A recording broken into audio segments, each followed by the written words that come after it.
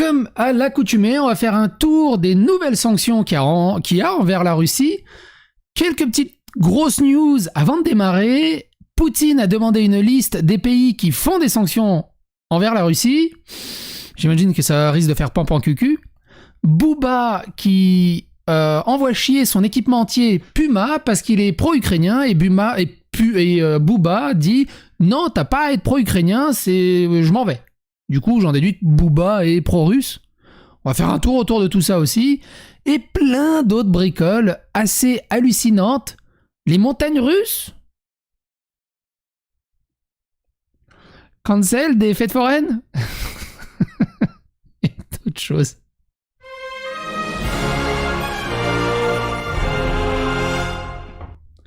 Alors si ça vous intéresse, allez suivre les 5-6 dernières vidéos autour de la playlist Russie-Ukraine où on parle uniquement des sanctions qui ont été faites autour de la Russie. Parce que c'est du jamais vu dans l'histoire médiatique.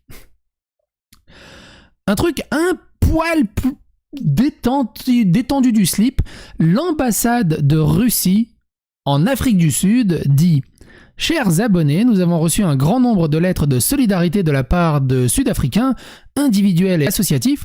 Nous apprécions votre soutien et sommes heureux que vous ayez décidé de nous soutenir aujourd'hui, alors que la Russie, comme il y a 80 ans, combat le nazisme en Ukraine. » Et là, l'ambassade d'Allemagne en Afrique du Sud répond, et c'est des comptes officiels, on n'est pas à Groland.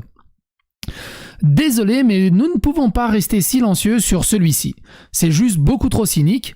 Ce qui se passe en Russie, le massacre des Ukrainiens, des enfants, des femmes et des hommes innocents pour son propre profit, ce n'est certainement pas combattre le nazisme. Honte à tous ceux qui tombent dans le panneau. Malheureusement, nous sommes un peu experts du nazisme. C'est ouf. Et je vous invite à regarder les réponses et les retweets, ils sont assez rigolos. La terrible bourde de Visa Mastercard. La compagnie Visa Mastercard ont pris samedi 5 mars une décision a priori de bon sens, parfaitement en adéquation avec l'esprit des sanctions occidentales, bloquer l'utilisation à l'étranger de toutes leurs cartes émises sur un compte dans une banque russe, mais elles n'ont pas bien mesuré les conséquences de cette décision. Certes, quelques centaines d'oligarques installés à Londres, Paris ou New York ne peuvent plus puiser dans leurs comptes bancaires établis dans des établissements russes et faire ainsi sortir un peu plus encore leur butin hors du pays. Mais cette mesure affecte aussi des dizaines de milliers d'opposants, de journalistes, d'activistes qui ces derniers mois, et particulièrement ces derniers jours, ont fui la Russie pour l'Europe, la Géorgie ou les États-Unis, ou qu'ils se soient réfugiés. Les voici du jour au lendemain, dépourvus de toute ressource. Depuis qu'ils ont appris la nouvelle, ils sont en état de choc, incapables d'imaginer leur avenir. Sans le vouloir, Visa et Mastercard ont donc pris une mesure qui enchante le clan Poutine, puisque ceux qui vont en souffrir le plus sont des femmes et des hommes qui ont choisi de combattre son régime de l'étranger. Ces deux compagnies devraient revenir sur leur décision totalement contre-productive. J'ai vu quelques commentaires qui ont dit ils sont cons aussi, ils ont qu'à changer de banque. Déjà qu'en France, c'est compliqué de changer d'une banque à l'autre, alors t'imagines d'une banque d'un pays à l'autre, et en plus dans des concepts géopolitiques comme ça. C'est pas pareil. TikTok interdit temporairement la création de nouvelles vidéos en Russie en réponse à la loi russe sur les fake news. Il suspend les nouveaux téléchargements des vidéos et de diffusion en direct sur son application en Russie, citant la loi sur les fausses nouvelles, récemment adoptée par les pays comme raison du changement. À la lumière des nouvelles lois russes sur les fausses nouvelles, nous n'avons d'autre choix que de suspendre la diffusion en direct et les nouveaux contenus de notre vidéo, pendant que nous examinons les implications de cette loi en matière de sécurité, écrit TikTok sur Twitter. Notre service de messagerie intégré à l'application ne sera pas effacé. Le président russe Vladimir Poutine a approuvé la loi sur les fausses nouvelles la semaine dernière. Il punit les personnes d'amende ou jusqu'à 15 ans de prison pour avoir diffusé des fausses informations sur l'armée russe ou pour avoir publiquement appelé à des sanctions contre la Russie. L'équipe russe d'e-sport Virtus Pro déclare la suspension de l'ESL comme une culture de l'annulation. Nous avons appris que l'équipe russe d'e-sport Virtus Pro affirme que la suspension de l'ESL est une culture de l'annulation car de plus en plus d'entreprises de technologie et de jeux coupent la Russie et les parties ayant des liens avec la Russie. Auparavant, Virtus.pro et Gambit étaient les deux seules équipes d'e-sport à avoir été suspendues à la suite de l'audit par l'ESL des différentes équipes sous l'égide. Virtus.pro n'est naturellement pas satisfait de la suspension. Il n'y a aucune raison rationnelle de nous suspendre de jouer dans des tournois à part les préjugés et la pression de l'extérieur, a déclaré l'équipe dans un nouveau communiqué. C'est arrivé à Dubaï avec un événement WePlay et ça continue. L'événement Dubaï WePlay suspensionné, qui n'est pas associé à l'ESL, a apparemment tracé la même ligne que l'ESL et a obligé Virtus.pro à concourir sans leurs étiquettes, leur maillot et leur affiliation à un club ou à un pays en particulier. Virtus.pro a refusé et a ensuite été disqualifié. Lorsque l'ESL a suspendu les deux équipes, ils ont indiqué à l'époque qu'ils suspendraient toute personne ou organisation sous le coup de sanctions présumées ou confirmées de l'Union européenne liées au conflit ukrainien, suggérant que les deux équipes sont directement affiliées au gouvernement russe. Suite à la suspension de l'ESL et maintenant à la disqualification de WePlay, Virtus.pro a déclaré que la suspension et la situation dans leur ensemble sont un excellent exemple de la culture de l'annulation, la cancel culture, mais a déclaré qu'ils n'interdiraient pas à leurs joueurs de concourir dans les couleurs autres que Virtus s'ils le souhaitent. Ils passent beaucoup de temps à devenir des joueurs professionnels et contrairement à certains opérateurs du tournoi, nous ne sommes pas prêts à invalider les efforts de quelqu'un d'autre, a déclaré Virtus.pro. Nos joueurs seront toujours des Bears, les ours. S'ils décident de jouer au tournoi, nous soutiendrons leur décision. Virtus.pro est un acteur majeur de la scène mondiale de l'e-sport puisqu'il a remporté un record de 5 Dota 2 Majors, ainsi que l'EMS One Katowice de 2014, le CSGO Major. Alors que Virtus.pro dit que la suspension de l'ESL est une annulation de la culture, comparativement à d'autres e-sports russes, la team Spirit portait des maillots Peace sans marque lors de leur premier match éliminatoire afin d'appeler à une fin pacifique de la guerre. Les principales FAI américains à la Russie interrompent ses services dans ce pays, invoquant une invasion non provoquée de l'Ukraine. Donc c'est une invasion non provoquée. Et moi j'aurais envie de me dire, mais c'est quoi une invasion provoquée du coup ? Si c'est quand c'est les États-Unis qui y vont, ça marche comment ? Cogent Communication, un fournisseur américain d'accès à Internet qui achemine des données sur des connexions intercontinentales, a coupé les liens avec ses clients russes en raison de l'invasion de l'Ukraine, comme l'a rapporté le Washington Post. La société américaine est l'un des plus grands fournisseurs de dorsal du backbone Internet au monde et dessert des clients dans 50 pays, dans un certain nombre d'entreprises russes très en vue. Malgré les récentes demandes de l'Ukraine de déconnecter la Russie de l'Internet mondial, la Russie reste en ligne. Toutefois, à partir de 17h GMT aujourd'hui, Greenwich Meridian Time, je crois, c'est ça ? Aujourd'hui, la Russie est connectée au monde par l'intermédiaire d'un opérateur de télécommunications international en moins. À la lumière de l'invasion injustifiée et non provoquée de l'Ukraine, Cogent c'est même pas du Google Trad. Cogent a mis fin à ses services le 4 mars 2022 à partir de 17h GMT. Les sanctions économiques mises en place à la suite de l'invasion et la situation sécuritaire de plus en plus incertaine rendent impossible pour Cogent de continuer à fournir des services. Tous les ports et l'espace d'adresse IP fournis par Cogent seraient récupérés à la date de résiliation. Pour tous les clients en colocation, votre équipement sera éteint et conservé dans les racks pour que vous puissiez les récupérer. S'il n'est pas récupéré dans les 30 jours, l'équipement sera retiré du rack et stocké. Pour tous les clients de l'informatique utilitaire, vous n'aurez pas accès à vos serveurs après la résiliation du service. Les serveurs seront déconnectés et stockés par Cogent pour une période indéterminée, a écrit Cogent. C'est ouf! Les géants de la restauration rapide McDonald's et PepsiCo font face à des appels pour mettre fin à leur opération. Alors eux, pour l'instant, ils n'ont pas statué, mais on leur impose le statuement. Insider a rapporté que Thomas DiNapoli, le contrôleur de l'État de New York, a exhorté les entreprises américaines à repenser leurs relations commerciales préexistantes avec la Russie, car elles sont confrontées à des risques juridiques de conformité opérationnelle des droits de l'homme et de personnel et de réputation importantes et croissants. DiNapoli a ajouté que suspendre ou mettre fin aux activités en Russie répondrait à divers risques d'investissement associés au marché russe et jouerait un rôle crucial pour condamner les rôles de la Russie dans l'atteinte fondamentale à l'ordre international. McDonald's et PepsiCo ne sont que les derniers d'une longue lignée d'entreprises occidentales opérant à l'international à envisager de rompre leurs relations commerciales avec le marché russe. Et là, il y a des odeurs de Seconde Guerre mondiale. Le Japon prend des mesures pour accepter les réfugiés ukrainiens et reconstruire son armée alors que le pays continue de répondre à l'invasion russe de l'Ukraine. Le Japon a annoncé la semaine dernière qu'il accepterait les réfugiés ukrainiens déplacés par l'invasion russe de l'Ukraine et enverrait des gilets pare-balles à Kiev. Moi je me dis, ils sont pas déjà overstack les Japonais pour avoir de la place ?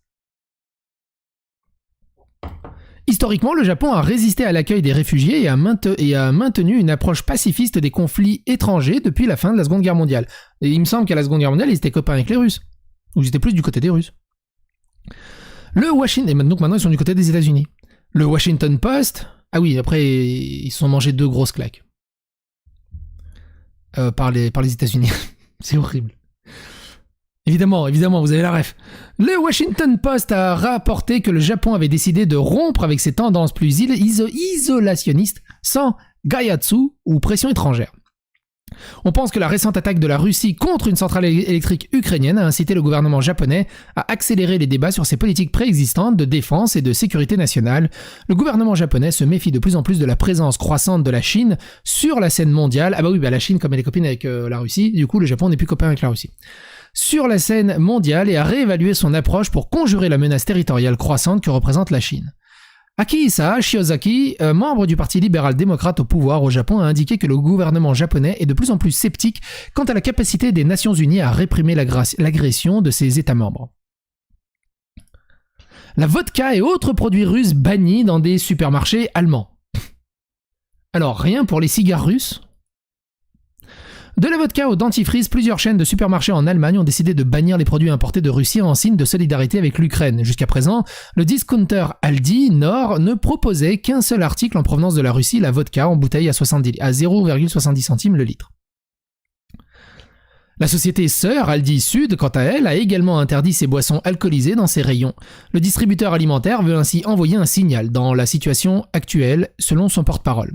La centrale de rachat de la chaîne de supermarchés Rewe et de sa filiale à bas prix Penny ne va plus commander de denrées alimentaires produites en Russie, a indiqué de son côté le groupe de Cologne. L'enseigne à bas prix Netto, appartenant au groupe danois Salling, a elle cessé de vendre les produits russes en Allemagne et dans d'autres pays d'Europe, avait indiqué lundi sa propre maison mère. Cela concerne une vingtaine de produits qui vont de la vodka au chocolat en passant par le dentifrice. Le groupe participera aussi à l'effort humanitaire par des dons financiers et en nature. Hein ? C'est quoi des dons en nature ? D'autres sanctions également. Évidemment, tous les liens dans la description, blablabla. Pas de films de Russes au Luxfilm Est, 4 longs métrages russes en compétition au Luxfilm Fest ont été retirés en soutien à l'Ukraine, a annoncé son organisateur qui s'est concentré avec le ministère de la Culture et la ville de Luxembourg pour décider de cette mesure. Poutine exclut du musée Grévin, et ça m'en coupe une. Le 1er mars, le musée Grévin a annoncé le retrait de la statue de cire du président russe Vladimir Poutine. Il s'agit pour les musées parisiens du premier retrait d'un personnage en lien avec des événements historiques selon son directeur général Yves Delemo. Ouais. Je me demande s'il y a un de l'hétéro. Donc le musée Grévin, il y a Jack l'Éventreur qui est dedans, il y a Saddam Hussein qui est dedans, il y a d'autres dictateurs et d'autres gens je crois qu'il y a même Staline et Lénine qui sont dedans. Oui, il y a même Kim Jong-un, je crois, qui est dedans. Ou Kim Jong-2. J'ai pas suivi, paraît que ça sera une trilogie. Mais Vladimir Poutine, non. Napoléon est dedans. Moi, j'aime bien. Parce que ça permet de te voir. Tu vois, par exemple, Napoléon. Quand tu le vois, tu dis, mais c'est une brindille, le mec. Bruce Lee, mais c'est une brindille. Et pourtant, ils en imposaient. C'est marrant de se comparer. Physiquement. Parce que des fois, on se rend pas compte. Là, pareil, vous me voyez. Très souvent, quand les gens me voient en IRL, ils me disent, ouais, je te voyais pas aussi grand. Je dis, mais c'est normal. Du coup, là, quand je fais mes vidéos, je suis assis. Mais bref. Les marins de l'Armée Rouge privés de scène. La tournée française des chœurs et danses des marins de l'Armée Rouge, prévue l'automne prochain, est d'ores et déjà annulée. La décision prise par la communauté européenne et par le président de la République, du fait de la guerre en Ukraine, nous oblige à annuler tous nos engagements contractuels à la République de Russie, a communiqué la production du spectacle annoncé le 16 novembre prochain au Galaxy d'Amneville. Maire et persona non grata à Thionville. Le maire de Thionville ne veut pas de maire sur le territoire de sa commune. Je sais pas c'est quoi maire du coup. Pierre Cuny l'a fait savoir cette semaine par la voix de son directeur de cabinet Pierrick Graal. Nous nous mobilisons pour aider les réfugiés ukrainiens. Il est donc incohérent d'avoir en même temps un opérateur économique russe chez nous, a-t-il déclaré mi-février. Des produits russes retirés des rayons. Les distributeurs belges Deleuze et Colruyt ont décidé de retirer de leurs rayons les produits russes. Chez l'enseigne au Lyon, 2 références sont concernées, à savoir la vodka spéciale et le crabe de Kamtchatka. Selon son porte-parole, Roel de Kelver. Cité par Gondola. Colruyt a décidé aussi de ne plus proposer de références en provenance de la Russie, tandis qu'Aldi avait déjà coupé ce canal d'approvisionnement. Les Russes privés de marques internationales. En Russie aussi, certains canaux de consommation se voient être coupés. Les marques Intel, ExxonMobil, Apple, Boeing, Ford, Disney, Warner Media, General Motors et même Airbnb ont annoncé une prise de distance avec ces vastes marchés de la Russie. Airbnb n'a pas précisé la raison de l'arrêt de ses activités, mais a annoncé proposer un hébergement gratuit de court terme à maximum 100 000 Ukrainiens fuyant l'invasion russe. Les chars russes privés de concours. La Fédération internationale féline, la FIFE, a décidé d'exclure les chars russes de ces concours pour au moins 3 mois. L'organisation pilote 700 salons exposants et plus de 200 000 félins autour du globe. Même les chats. Ces sujets provoquent de nombreuses réactions sur les réseaux sociaux où de même et autres annonces à prendre au second degré pullulent. Soulignons qu'aucune source n'a attesté à ce jour de la mise à l'arrêt de montagnes russes dans les parcs d'attractions, mais ça serait y venir, du bannissement du lait russe de la carte des cafés, ni même de l'arrêt de la fabrication des cigarettes russes dans les biscuiteries. Toutefois, la chaîne de restauration rapide, la Maison de la Poutine, présente à Paris et à Toulouse, a publié cette semaine un communiqué de presse pour rappeler que son plat est une spécialité québécoise et qu'elle soutient le peuple ukrainien. La Maison de la Poutine n'est pas liée au régime russe et son dirigeant. Notre plat est né au Québec dans les années 50 et on en a parlé de la poutine dans une autre vidéo. Poutine a demandé à son gouvernement de préparer dans un délai de 2 jours une liste des pays ayant imposé des sanctions à la Russie, à ses entreprises ou encore à ses ressortissants russes. Franchement, ils iraient plus vite à faire une liste de ceux qui n'ont pas sanctionné. Franchement, je vois trop... Tu sais, les mecs sont en face de lui comme ça, ils lui donnent la liste. Poutine, je le vois trop comme ça, il enlève ses lunettes. Que la Chine, la Biélorussie et toi la Serbie, j'ai 2 mots à te dire, vous restez dans cette pièce. Tous les autres pays, vous sortez de cette pièce, s'il vous plaît. 9. J'ai vraiment l'impression que ça va être ça, quoi. On verra bien ce qu'il va donner. Non mais, sans déconner. Parce que, déjà la Russie c'était le bordel. J'ai travaillé dans le monde parapétrolier. Parapétrolier, ça veut dire travailler dans le pétrole et para, tout ce qui est autour, hein, donc le gaz et tout le bazar. Toute énergie. Déjà quand c'était le bordel un peu entre la Biélorussie, l'Ukraine, la Pologne, la Russie, quand ils ont fermé les gazoducs, on a eu un plan social et du coup c'est comme ça que je suis devenu informaticien. Et qu'est-ce que c'est que ça? Alors attends, j'ai un petit bug. Voilà, j'ai un petit bug. Ah oui, j'ai un gros bug même. Qu'est-ce que c'est que ce bordel? Oh, ça m'a niqué mon... Il y a eu une mise à jour et ça a niqué mon compresseur micro. C'est pas grave, je le referai plus tard. Non, je vais le faire tout de suite. Voilà. Oh, mais je sais plus comment il était aussi. Oh là là. Ma voix, elle risque d'être un peu bizarre parce que je suis en train de bouger le truc en temps réel. Je crois que c'était à peu près comme ça. Je pense qu'on est à peu près comme ça. Waouh, on verra. Peut-être baisser un peu là. Oh, quelle connerie ce truc. Heureusement que ça l'a sauvegardé, hein. Trop du cul. Ah, voilà. J'étais comme ça. Bref, désolé. Et du coup, ça fait 18 minutes que je parle avec la mauvaise compression de micro. C'est pas grave. J'en étais où? Ils ont fermé les gazoducs, c'était un bordel. Il y a eu le gaz de schiste aux États-Unis. Il y a eu le bordel en Birmanie. Je me suis retrouvé en plan social. Enfin, pardon. En plan de sauvegarde de l'emploi. Bon, après, je suis devenu informaticien du coup. Mais est-ce que l'Europe est prête si la Russie ferme toutes ses exportations? Que ce soit énergétique ou alimentaire.